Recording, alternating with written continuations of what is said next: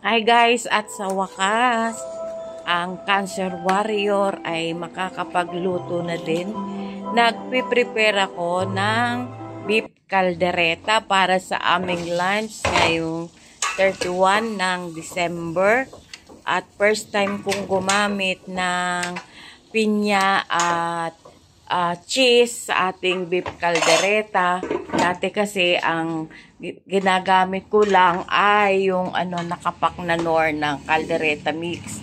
Pero ngayon, gamit tayo ng sarili nating sauce. Tingnan natin kung alin ang mas masarap. Nilagyan ko nga pala to ng liver spread. At ayun nga, habang iniinin natin yung ating beef caldereta, naggisa na ako ng manok para pang sahog sa ating arroz valenciana. Arroz valenciana. Dahil last year hindi ako nakaluto dahil na-confine nga ako sa ospital.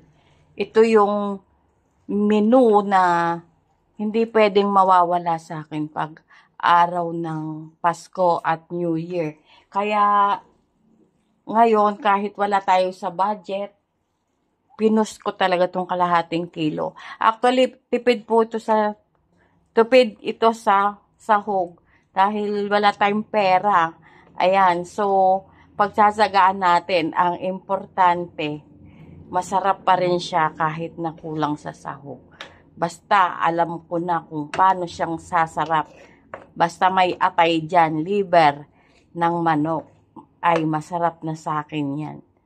Yun lang, bye!